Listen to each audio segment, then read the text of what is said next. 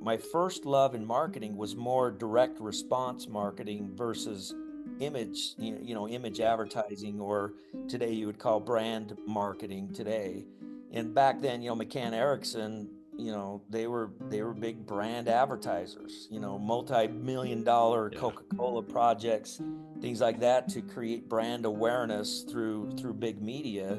But I always had a keen liking to direct response. I wanted to be involved with marketing that guided you to an 800 number that you would call and buy Right. something, right? So that's Right. how it was back then.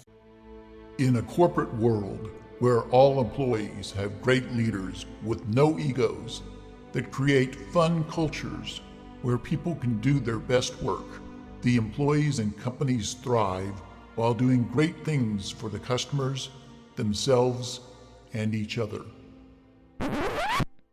Well, we know that rarely happens.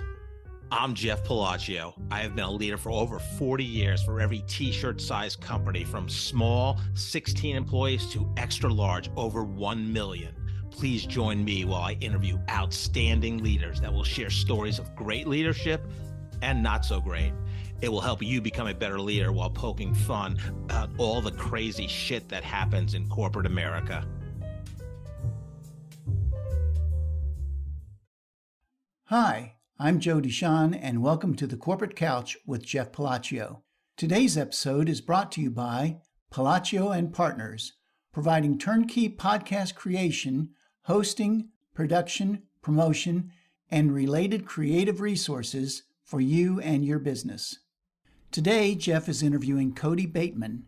Kody is a motivational speaker and the founder of Promptings, a globally recognized company that inspires people to act on their promptings and create real human connections.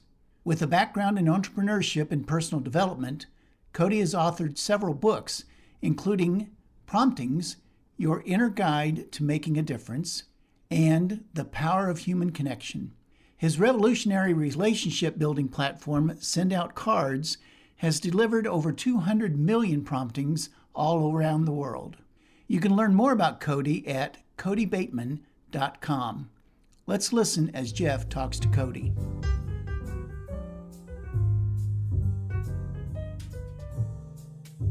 Kody, welcome to the Corporate Couch today.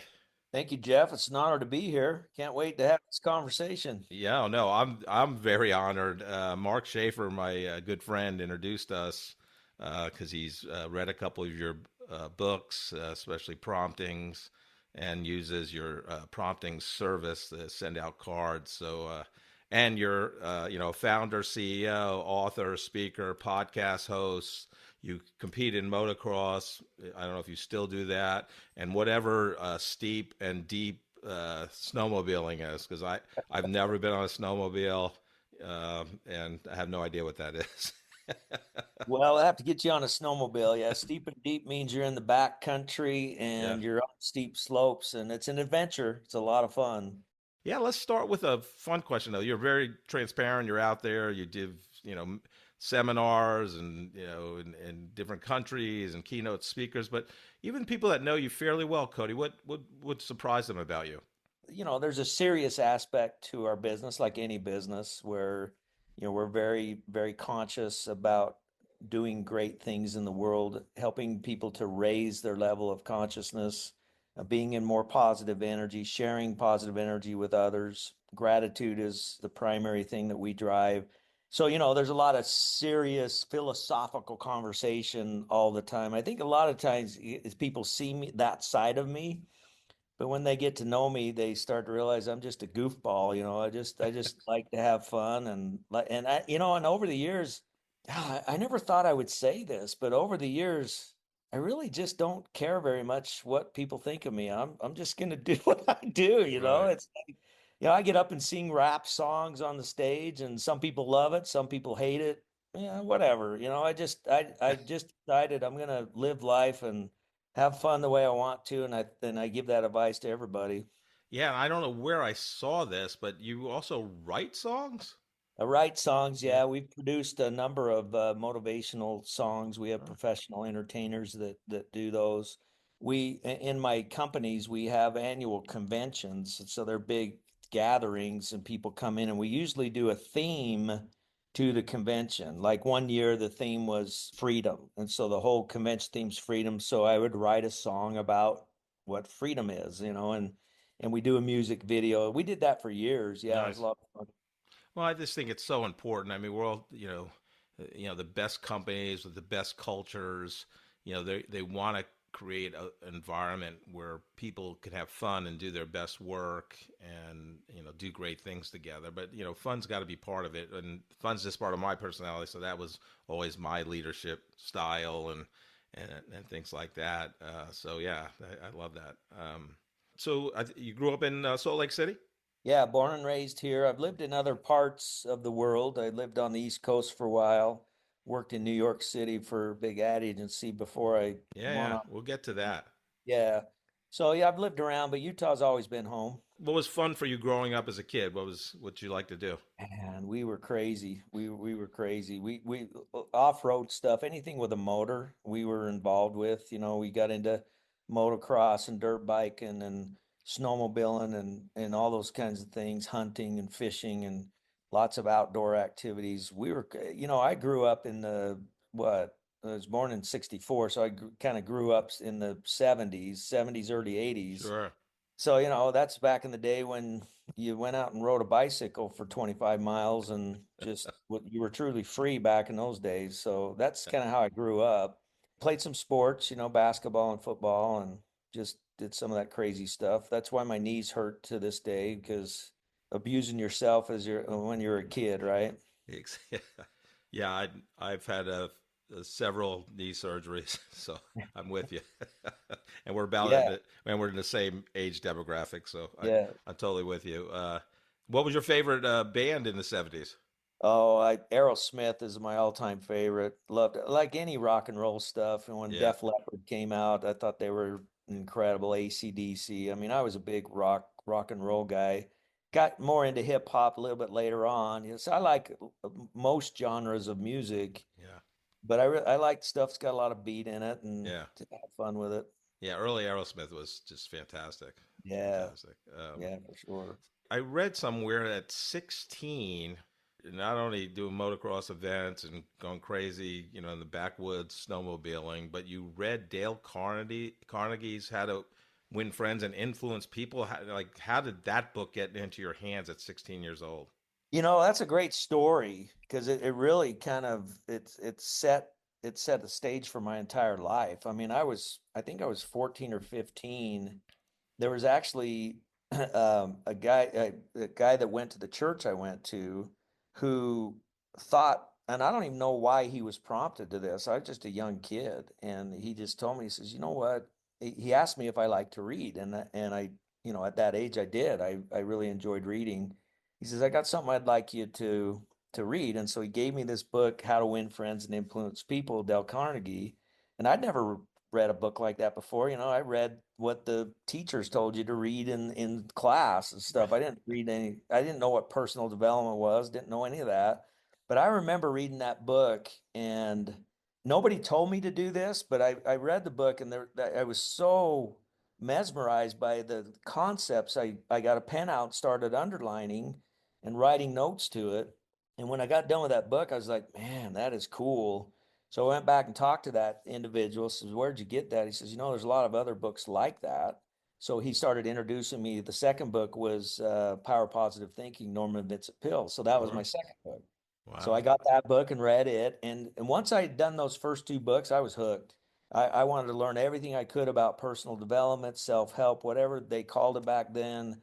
And I just started, reading like crazy. And I just grew a love for that. It's cool too because today, many, many, many years later, I have one of my dreams for my whole life was to have a big library in my home. I have that today. I've got a couple thousand books on my shelves, and it's just my pride and joy. I mean, it's everything to me. Yeah, no, that is a great story. And what a gift that person gave you in Yeah. terms of just doing that. And I went to Manhattan College in the Bronx, 242nd and Broadway.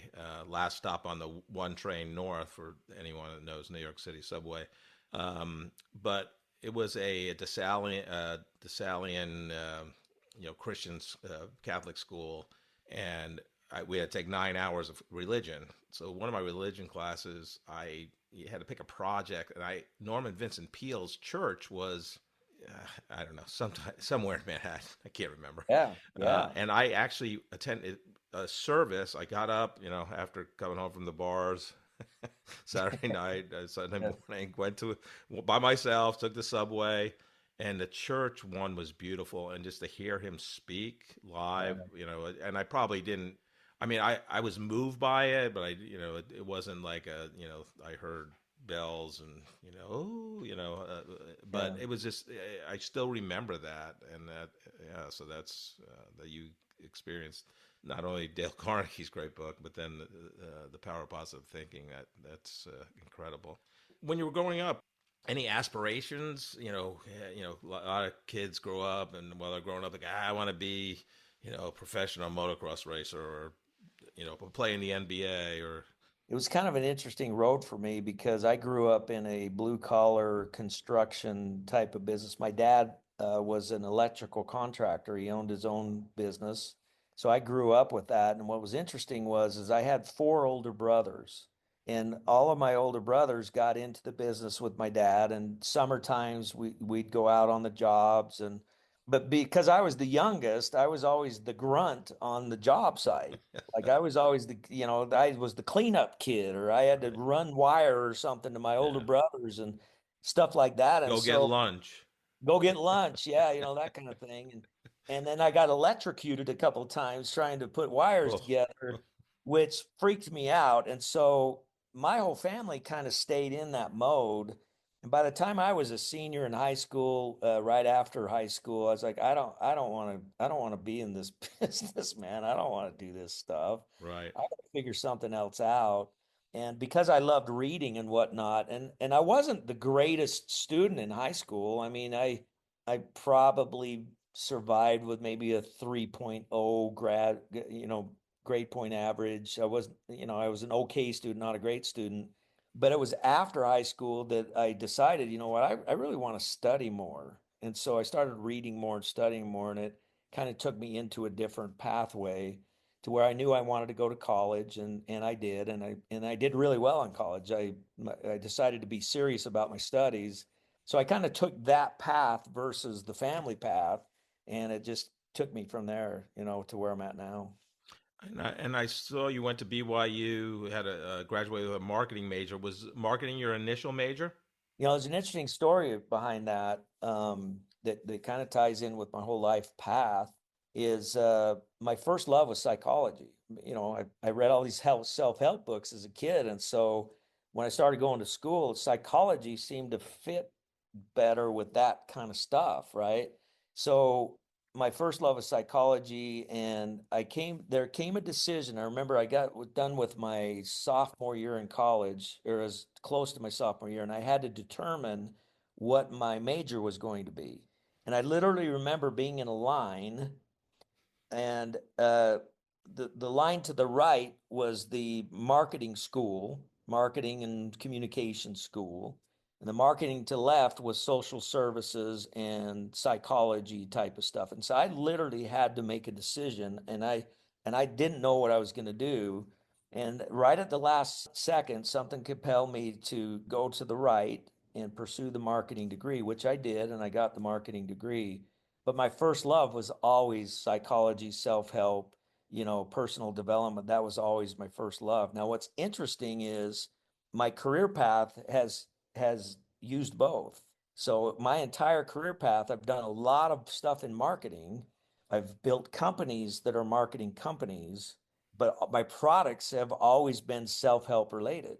Like everything I've developed has been self-help related. The send out cards program is a way to share gratitude with other people. I would teach seminars on how to be nice to people, and Right. and have personal development in it. So it was just interesting. I always go back to that time I was in line. Even though I chose to go to the right, I actually chose both. So it's Right. kind of interesting. Yeah, so interesting. So, it looked like your first job out of college, you landed with a ad agency in New York City.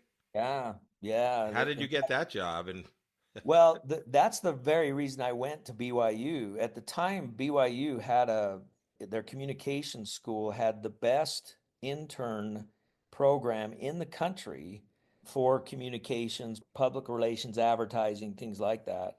And I wanted to pursue that. And so that's the very reason I went there, got the degree, got the recommendation to do an internship at a high profile ad agency in New York. It was McCann Erickson is oh, where I sure, did that, and at that time their primary client was Coca-Cola, and I actually was assigned to work on the I can't believe it's not butter and promised margarine accounts is what I sure, yeah, worked yeah. on. Wow, I was just I was just an entry level guy on the account executive side of things.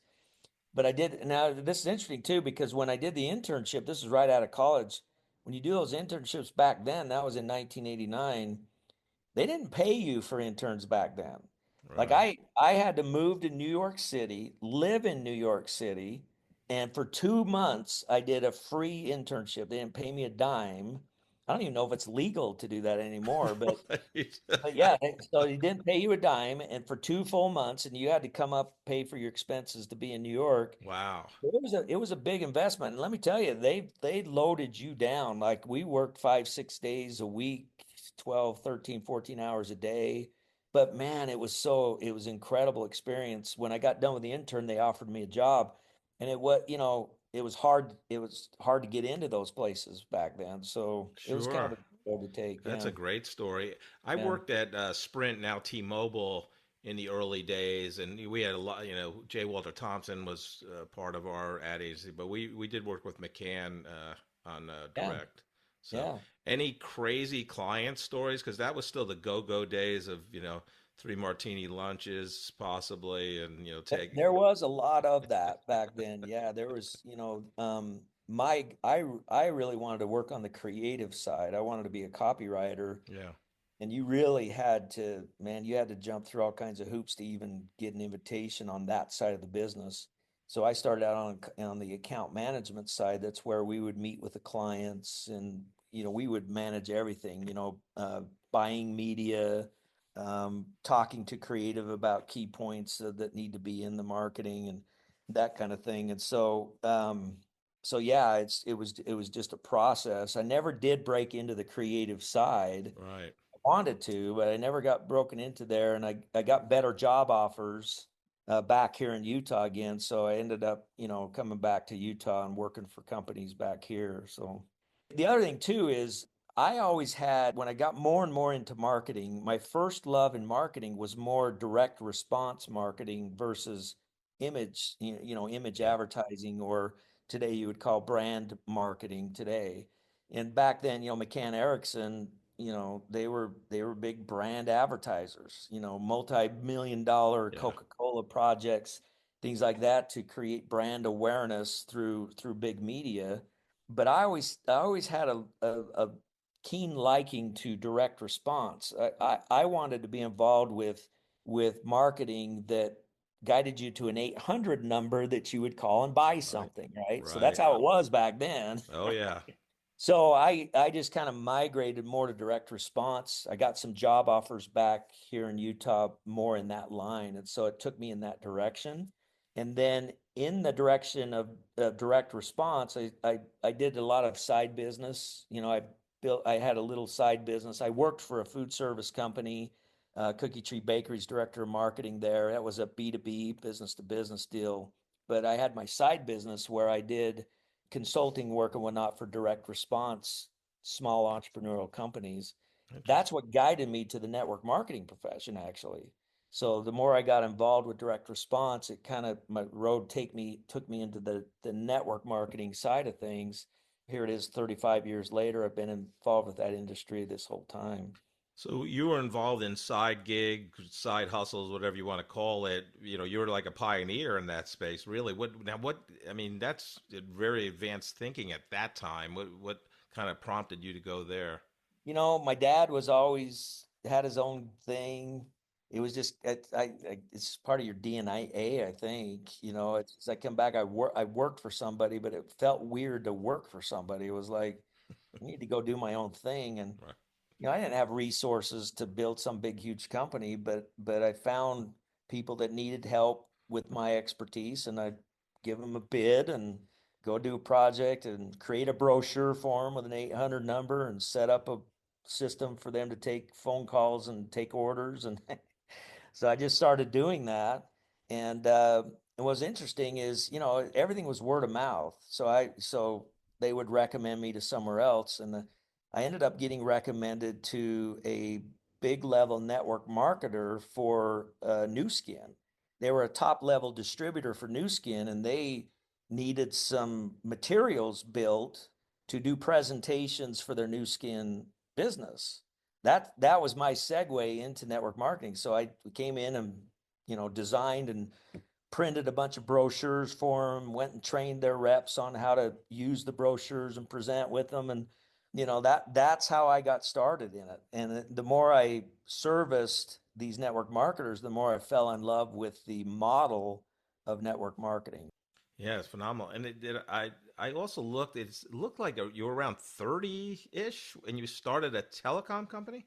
Yeah, let's see. When was that? That was, and by the way, that was through, again, that was through network marketing channels. Some of those clients I worked with introduced me um, to an opportunity to do long distance reselling. So back in the late 90s, long distance reselling was a big thing. I don't know if you remember the big telecom companies and whatnot, and you know, Yeah, you I had your worked for people. Sprint.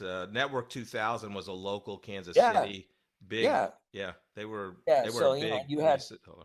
So you had Network 2000, you had Yeah, Excel Communications, right. they were direct, you know, direct sales network marketing concept. But I got involved with a reseller of long distance, and I had an agency. And what we did is because I had a lot of context in the network marketing arena, um, network marketing companies in the late 90s, they were losing a lot of business to this two up and coming companies. One was Excel Communications, the other one was ACN. They were two big telecom resellers that used network marketing as their model to move the product, and they were taking a lot of distributors from other network marketing companies. So I got this idea. Well, why don't I go to those companies? I can be a reseller just like Excel is, but I'm going to take the angle. I'll go to existing network marketing companies and say, hey, look, I've got a way for you to keep your distributors, create your own long distance service, and I'll put it together for you. So I became the agency, and we sold through network marketing companies who offered long distance to their, you know, to their distributors and their customers. Wow.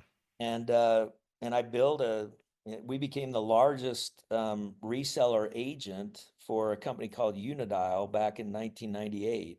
And that company was called Glyphix. So yeah, I ran that, started it from scratch, ran it for about 6 years, and then sold out to some partners.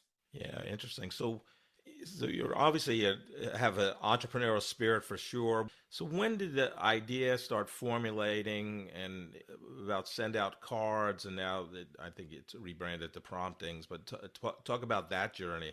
Well, it's interesting, you know, and many people have probably heard the story, but even way back when I graduated from college, uh, went and did the internship in New York, got the job in New York. I was newly married at the time, little baby girl. We moved back to New York. When we went to leave to move from Utah to New York, we went over to my mom and dad's house to say bye to our family. And when I went to get in the car, my older brother Chris was in a lot adjacent to my parents' home, and he was moving some vehicles around. And at that moment, I had this strong intuition. I call it a prompting that I needed to slow down, stop what I was doing, go over, give my brother a hug, tell him I love him, say goodbye. And we weren't huggy people back then. You know, it was it was a weird thought. It was a weird thought, but it was so strong. But I ignored it. We got in the car, we drove away, honked and waved at him, drove away, and moved back east. A couple of months went by, and middle of the night, I get a phone call from my mother telling me that brother Chris had just been killed in an accident.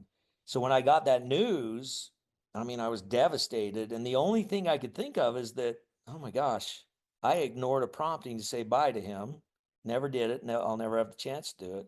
That's where the dream started to build what I built and sent out cards. That was way back then. It was like, I need to find a way that if I'm prompt, in fact, I made a promise to my brother after he passed away. I said, look, I'm sorry, brother. I promise you this.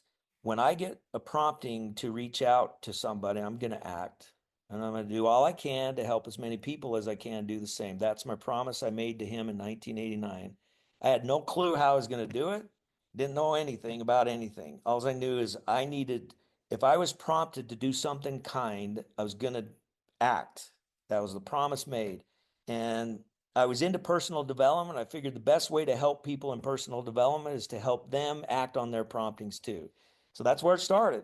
And had no clue how I was going to do it. But over time and a long story, it ended going a greeting card route. And that was back when, there was no variable print on demand back then. It was like, if you wanted a greeting card, you had to go to the store and buy a greeting card, right? There was not, heck, it wasn't, we didn't even have the internet back then. But I remember as the internet started coming on board, I started thinking to myself, man, wouldn't it be cool if you could order a card on this thing called the internet and send it somewhere where a printer would print it for you and send it off to somebody. And that I was thinking that concept right around the year, 2000, even late 90s, as AOL was coming out and all those, early day internet stuff. I was thinking that way.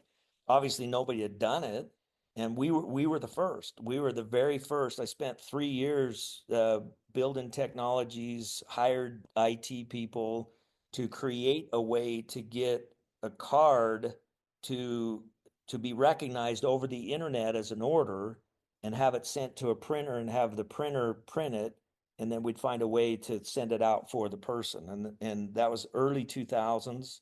We were the pioneers. We were the first to do it. And again, it's funny because people say all the time, man, you're a smart guy. I wasn't smart at all. It had nothing to do with being smart. It was like I had this dream.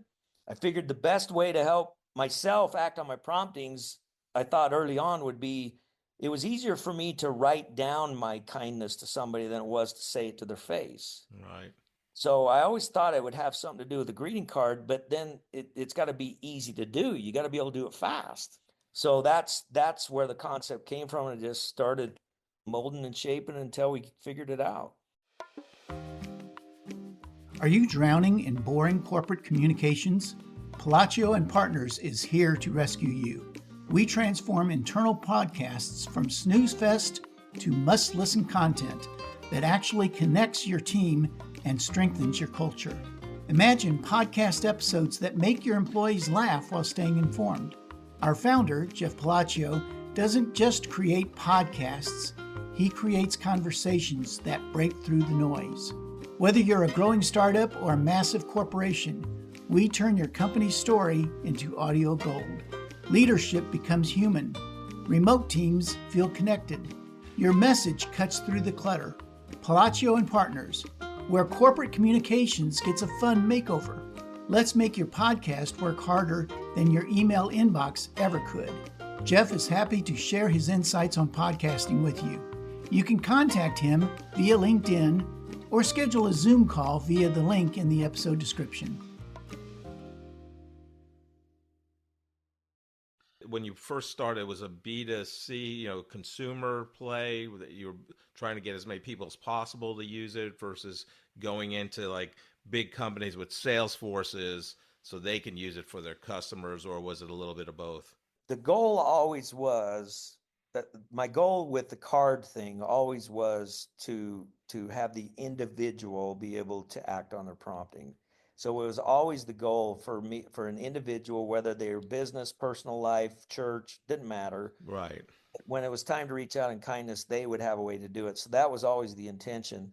To do that, there's a lot of things you need. You'd need a card catalog. You could choose cards to send, or create your own card. There had to be a way in the future to create your own card. So you kind of had to figure that kind of stuff out. Well, I didn't have any of that in the beginning. So what we did at the very beginning is, and again, back with my first love with motorsports, motorcycles, snowmobiles, this and that, my network of people were motorsport people.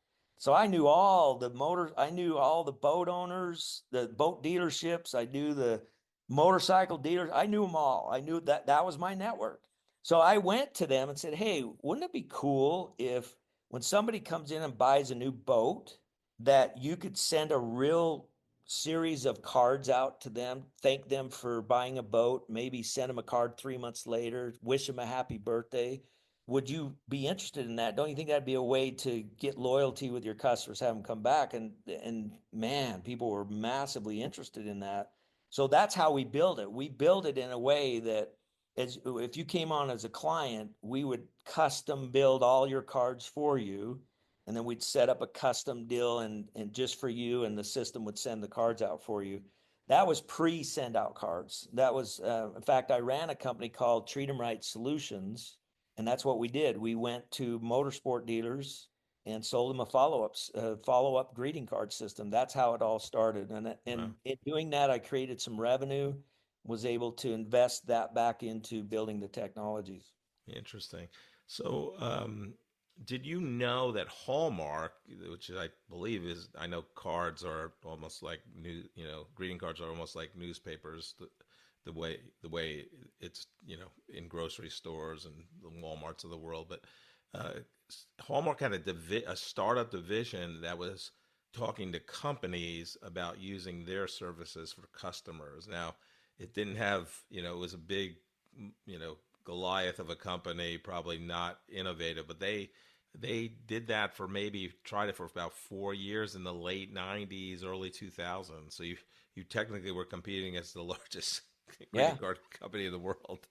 Yeah. Yeah. Uh, In fact, they had that American Greetings. American Greetings is another, they're the yeah, second second largest. largest.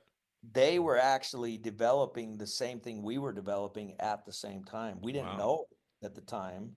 And here's what's interesting is they invested, I don't know what the number was, but it was millions. They invested millions of dollars into their variable print on demand service that you could do cards over the internet, kind of like what we wanted to do.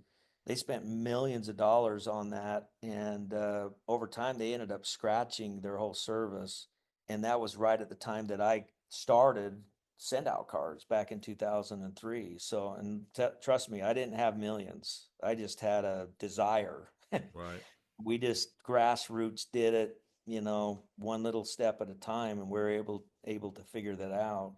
It's funny, people used to say to me all the time when I started send out cards, they would say, "Hey, what are you going to do when Hallmark comes and offers to buy you out?" And I would always say, "You're asking the wrong question. You need to ask, what are they going to do when send out cards goes to buy them out?" That's the way I thought. I Right. thought, Wow. yeah. So Yeah, interesting. And I know you got into, the network marketing, MLM, you were exposed to when you're doing your side businesses. What was it early on you decided to kind of make, send out cards an MLM? Was that from the beginning, or tell that story? yeah, it was from the beginning. I really created a love affair with network marketing. I believe wholeheartedly in the model. It's not perfect by any means. There's a lot of negatives to that industry, but there's far more positives in my mind than the negatives. And I think overall it's the best way for a solopreneur, a solo type of person that wants a side business. It's the best way for them to create long-term residual income. The model's fantastic. So I really believed in the concept. And that was part of the reason for our success, I believe, versus American Greetings. Because American Greetings, here's the problem they had. The reason they spent millions and millions and millions of dollars is because they had what you call innovator's dilemma. They were already this big company. It's not like they could start over and reinvent themselves. And there's a book out called Innovator's Dilemma that talks about big companies and how they have a problem competing with startups because they can't reinvent as fast as a startup can build from scratch. We were building from scratch, but the difference was, see, American Greetings thing they had the hardest time was they had to explain to their consumer how to buy a greeting card over an internet. Well, the whole wide world at the time, you go to the store and buy a car, and American Greetings was the one of the biggest suppliers of the stores. So they could never quite figure out how to get the end consumer into the mindset. And so, and I knew this was going on. I'm like, well, that's another reason to do network marketing, because with network marketing, I can have thousands of individual distributors go out and sit with somebody one on one on a computer screen and Right. show them how to send a card. So that was probably the biggest reason we chose network marketing at the time, because that was the best way to do it. Now, today, it'd be a lot different today. With today's technology, there'd be a lot probably better ways to show somebody how to send a card. You could do it right on social media today. Right. So Yeah. I know you wrote a book, the MLM Blueprint, that was published in 2012. There is negative connotations. I remember working for Sprint, and we signed up Network 2000 to be a client, so they were reselling Sprint. But it just, why does it have such a bad negative connotation to be in a multi-level marketing organization? I think there's one primary reason. And I talk about this all the time. Unfortunately, because the barrier of entry is low, it attracts anybody and everybody. Now, that's a positive on the one side, not so positive on the other side. So it attracts anybody and everybody. The barrier of entry is low, doesn't cost much to get started in a network marketing business. And the network marketing model, the design of network marketing, the true essence of network marketing is that I would sponsor you, Jeff, into a business, and I, as your sponsor, would make an investment in you and truly help you with your personal development and help you to get to a higher level of your life. That's the true essence of network marketing. The problem is that the reward for me doing that is I get to benefit from sales that you do. And then I help you sponsor people under you, and I get to benefit from things they do. So the challenge is a lot of these, everybody in the world that was coming into it, they were getting into it for the wrong reason. They were getting into it to see what they could get out of somebody they signed up. So that then all the craziness started, hey, come join me today, make $10,000 tomorrow, man. You're a loser if you don't do it, Right. Right. this and that, because they were focused on, if I could get a bunch of people in, I am going to make a bunch of money. That's what gives it a bad name in my mind, where that's not what it was designed to do. It's Right. designed for me to mentor you. Right. And like Zig Ziglar, it was Zig, no, or what? Yeah, I think it was Zig Ziglar, one of those guys, said, I can get anything in life I want if I help enough other people get what they want. That was a, That yep. that was Zig. So Yeah. that's the essence of network marketing. Yeah. Unfortunately, lots of people do the opposite of that. Yeah. So what were your big challenges as your company grew and grew? What was kind of things that you were like, oh crap, I didn't know this was going to happen? Oh, I'll tell you that there's all kinds of stories. There's all kinds of stories. The production side of things, we actually fared pretty well. We were able to stay in front of the growth curve and scale the business to print more and more cards. And we added gifts to it, so you could add gifts to cards. And so the production side of it, scaled pretty well. The challenge, honestly, was on the network marketing side of things for a lot of reasons. Well, it was on the network marketing side and the technology side. So Send Out Cards is a technology driven business, right? Everything works over the internet and variable print on demand. So it's very technology heavy, and technology changes so rapidly that we would have to expand our product or change our product or enhance our product because of technology advancement. And over time, we realized, if I rolled a new product out, when I first started Send Out Cards, I rolled the initial product out. That initial product had a 7 to 8 year shelf life. Well, over time, that shelf life got smaller and smaller. So I'd introduce something new. It got to where the shelf life today on new technology is about 12 to 18 months. Wow. So I spend millions of dollars to create a new app for your phone, as an example, and you use the app to do it. Well, that phone app, it's good for about 18 months, and then it's going to have to be restructured because of some new technology that's changing the industry.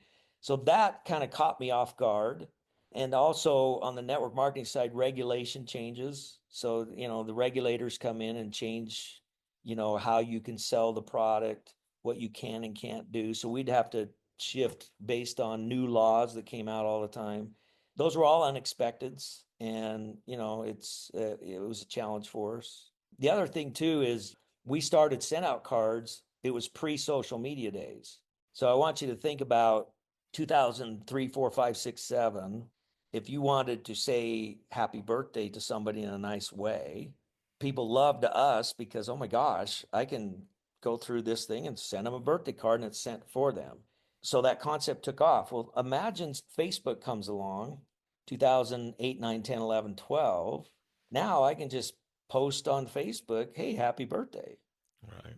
So there was a big shift from, from tangible more to digital or social media type of stuff. It was just a lot easier to say happy birthday or comment on social media versus sending them something.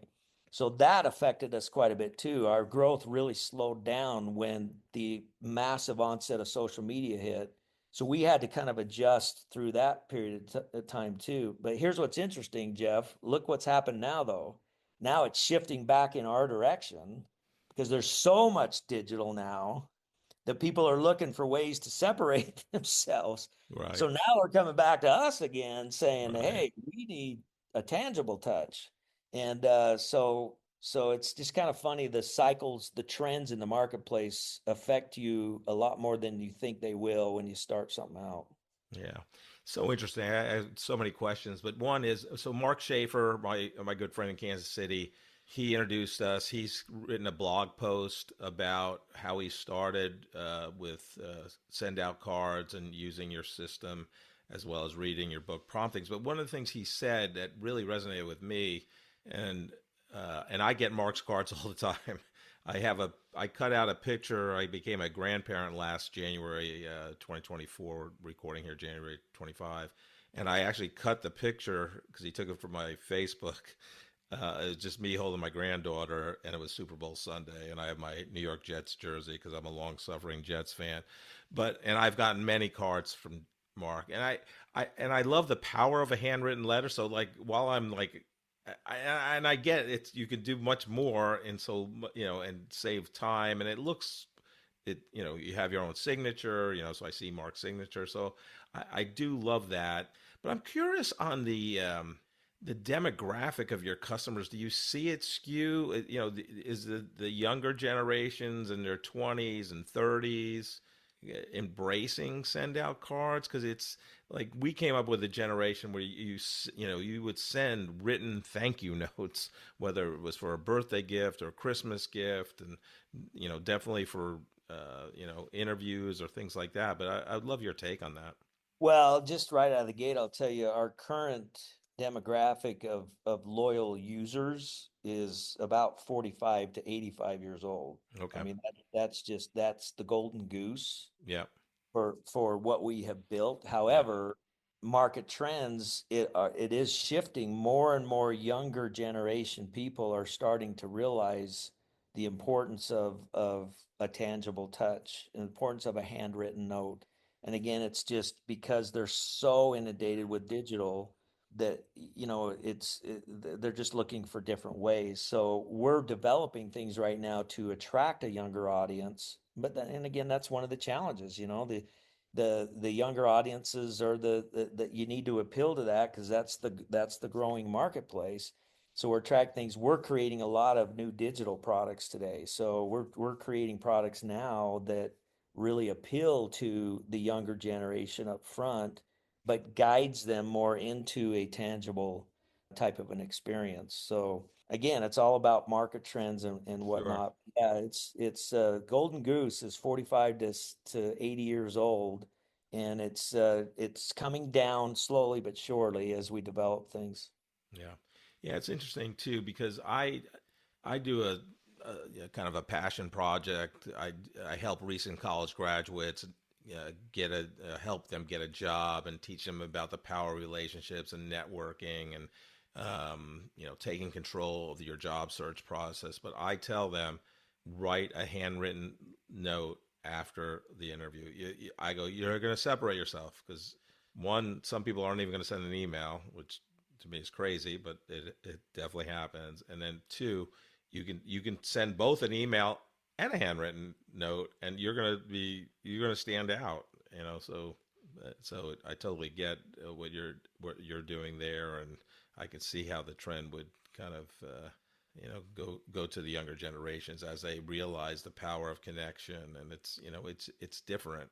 It's just like, if I meet you for the first time, Kody, like we're doing now via Zoom, it's great, and we're doing a podcast interview.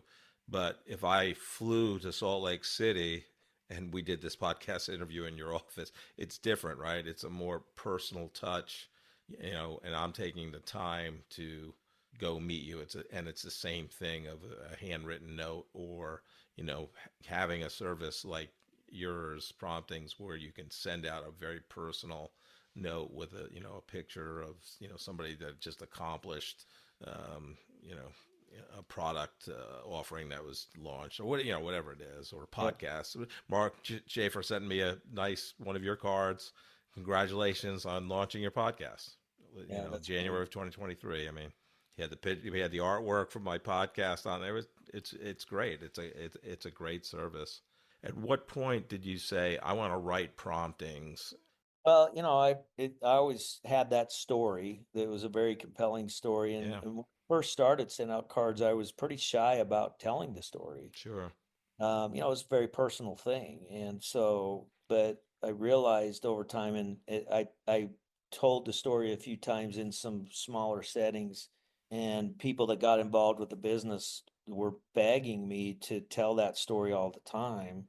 So I just made it kind of part of our standard. When we did our events, I would usually start the event by telling the story about my brother Chris, which has really created the entire culture that we have here. That giving culture, caring culture that we have is really driven by that story. And since I've learned the power of stories in marketing, I mean, Right. storytelling is everything in Yeah. marketing. So that became part of it. And then the obvious that is, well, I probably ought to write it in a book, and write the details behind it, lessons learned from it. So this concept of, where did this concept of promptings take me? Early in my life, I had an experience that told me that your life's mission, Kody, is going to have something to do with this word called promptings. So you need to take that word and you need to roll with it. So that's what I've done for Yeah. 35 years. Everything is about promptings. And what is a prompting? It's an intuitive thought that you have, usually compelling you to reach out in kindness to another human being. It's an intuitive thought to take a positive action. I Right. mean, if a tiger is coming through the brush, you're probably going to have a prompting to start running, right? So it's same thing. It's an intuitive thought to do something positive, get the Right. heck out of there, right? Right. So what I've learned over the years, is if we follow our intuition, if we follow that inner voice, these promptings that we have, it's going to guide us everyone you want to go. The biggest line that I have in all my speeches is, the most powerful, impactful guru and mentor that you will ever have in your life is you, yourself.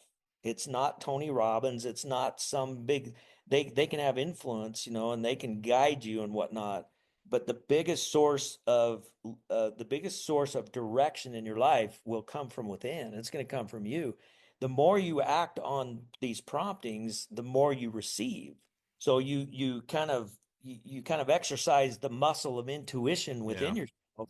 And as that muscle gets strong, those intuitive direction, it takes you where you were supposed to go. It helps you make the right decisions. It leads you to the right people in your life. All of those things kind of fall into it. So you want to talk personal development? Promptings is a very powerful key Yeah. word. Yeah, and researching the book, I haven't had the benefit of reading it yet, but I love one of the quotes in there. Promptings guide you to the genius within. I thought that was just real powerful. We talked a little bit before we started recording, Kody, about kind of what's next for your company. But we talked about gratitude and the gratitude movement. And I always like to say gratitude is the attitude. So talk about that and kind of next phase for the company. Well, we really have a big focus on what we call the gratitude movement at this point.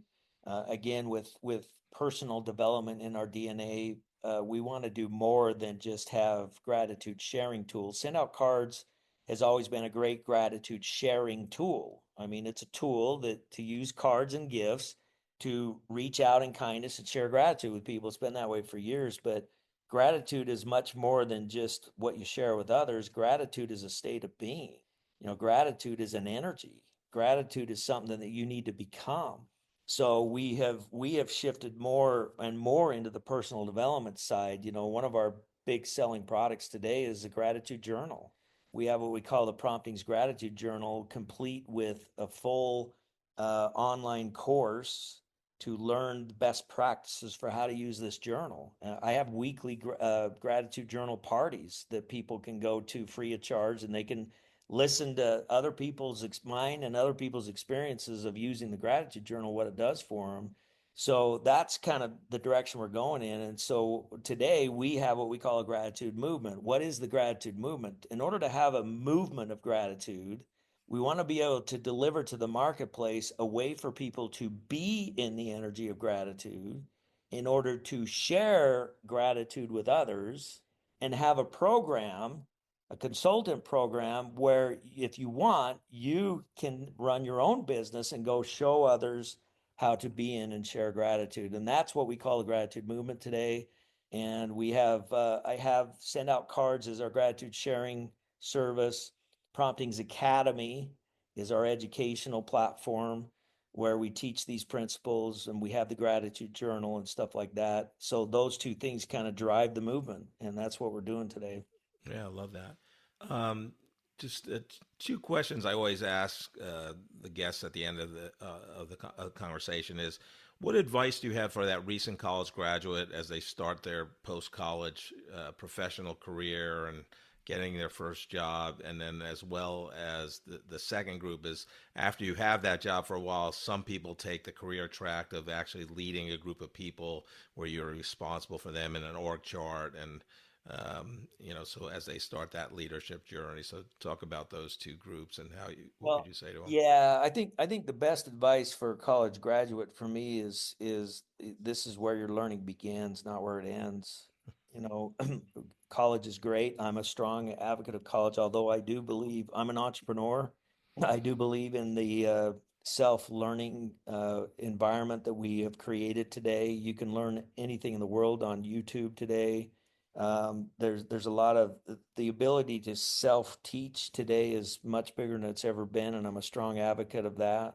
But all of that being said, I'm not one of those that say you don't need to go to college. I think you should go to college, and here's the reason why. And it's not that you have to go all the way or graduate or anything else, but I think for a young person that's 18, 19 years old, they need a period of time where they get out of their nest. They've been in the family nest. They have to separate themselves from the nest and at least go through a season of time where they have a feeling of independence to where they can find themselves. College is a great way to do that. Military is a great way to do that. There's a lot of things for young kids coming out of schools, the regular educational system. But I think that transition period of time is critical for people if they really want to excel and do some time in college, get a degree in college, whatever.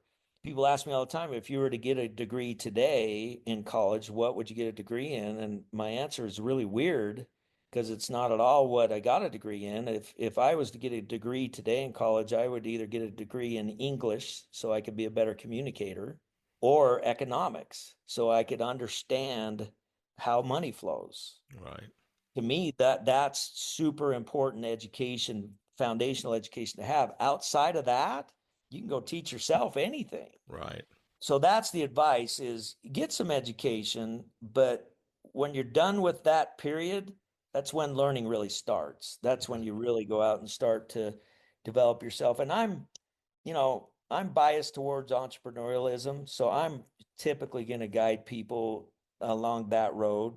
Find something that you can do on your own. That's just me. That's what I would tell people to do. Well, Kody, thank you so much. I'm honored that you came on the Corporate Couch to be a guest. Have a great rest of your day. Jeff, I appreciate what you do. This Corporate Couch podcast and the way you do the interviewing is phenomenal. I've run podcasts. I know how hard it is. You're phenomenal. You do a great job just creating good conversation, and it's been an honor. I appreciate the time. Thank you very much. All right. Take care, everybody.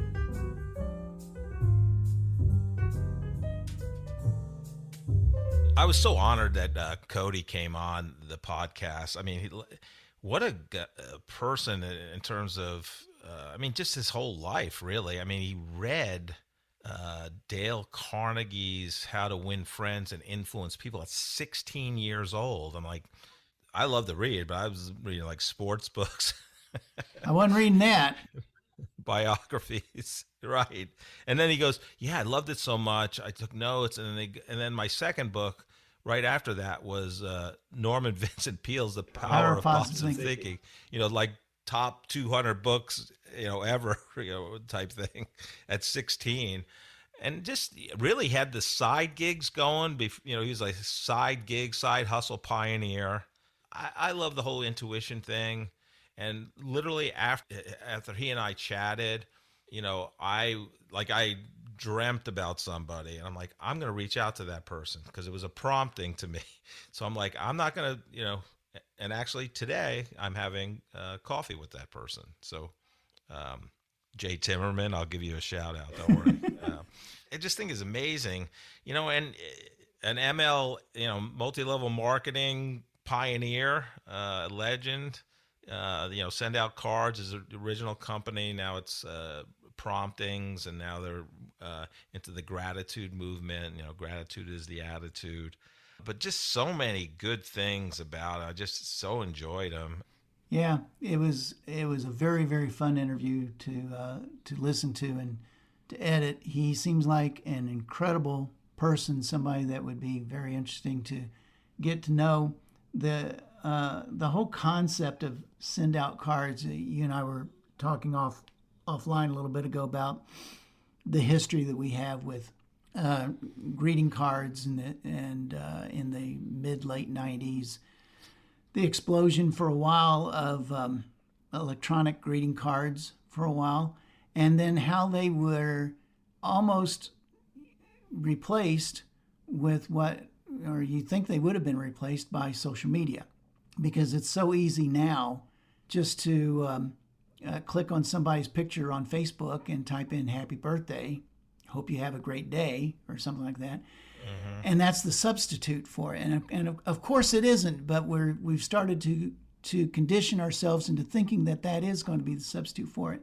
And now he said that his target audience is, what were the numbers, 45 to 85? Well, his or not target, main primary audience. I don't know if it's primary, but that's where the revenue comes. That's where most of the yeah. But he's doing things to the younger generations, right, to help them realize the power of a personalized. And they're starting reading. To understand the power of personalization, the power of tactical messages, of handwritten messages, or at least, written in a handwriting font or something like that. And so there may be a resurgence in that, because people are going back to more analog stuff now. They're going back to vinyl recordings that everybody had written off as being completely dead. There's a certain amount of people going back to reel-to-reel tape recordings and to 35 millimeter film. All of those things are starting to have a little bit of a comeback now. Maybe greeting cards or personalized messages or things like that will be that way. I remember when I went off to college and I had a girlfriend that I had to leave behind at the time, and I literally wrote her a letter every day that I was in college, or as a freshman. Wow. Every day I went. And she has saved those letters for now saved them for 40 years. 40 years. That's how we were grown up. We learned that kind of stuff. Wouldn't it be interesting if the millennials and the Gen Zs of the world today went back to that kind of thing and went back to learning about or being accustomed to handwriting letters and things like you had mentioned that you coach job interviewees to write a handwritten thank you letter to. Yeah, because it's going to separate you. Because anybody can wish anybody happy birthday on Facebook or whatever, because it pre-populates. But it's just I tell them that because send an email too. That's great. But a lot of people don't even do that. But if you send an email and a handwritten note, you're going to be, because hardly anyone's going to do it. You're going to be in the top 5%, or at least top 5% of, because nobody else is going to do that, or one other person is going to do that. So it separates you, and you want separation. And it would be very interesting if we return to that kind of tactfulness in communications. I think it'd be great. And we didn't get to this, but one of his books that Kody, he's a 3-time author. One of his books his last book's Human Connection, how relationship marketing transforms the way people succeed. And I didn't even get to this because we were talking about so many great things. But he said relationships marketing is 80% of it is the relationship, 20% is the late 90s, early 2000s when he started the company against Hallmark. And we're based in Kansas City, and Hallmark, was an iconic company, and they're in a little bit of a downturn because nobody buys cards anymore, especially $7 cards, and they're making a lot of their money on the Hallmark Channel and Hallmark Channel Plus. But anyhow, like he was taking on, and he talked about the book Innovator's Dilemma, where big companies couldn't pivot and change their, whether it's Hallmark or American Greetings, they were used to sending their cards to Walmart and drugstores and grocery stores. They didn't know about e-cards, or not e-cards, but personalized cards you can mail. It just wasn't their thing. And so, what was his attitude when people asked him, well, what are you going to do when Hallmark wants to come and buy you? And he said, well, no, you're asking the wrong question. It's what am I going to do when I want to go out and buy Hallmark's business? What an attitude to have for an entrepreneur. I think that was amazing. I've received many of these cards. Mark Schaefer, my friend, introduced me to Kody. And then I shared with you. Kody sent me one after the podcast. It's beautiful. It's a great touch. So really love the conversation with him. Joe, what advice based on my discussion with Kody would you like to give the audience today? I got a question that I want to ask everybody. What is the worst kind of weather for rats and mice? Go ahead, tell me, Joe. It's when it's raining cats and dogs. Thank you so much for listening to this episode of The Corporate Couch. If you enjoy the podcast, I would love for you to take 2 minutes out of your day to rate us 5 stars and write a review. Please join me next week to learn from another great leader sharing their professional journey and insights.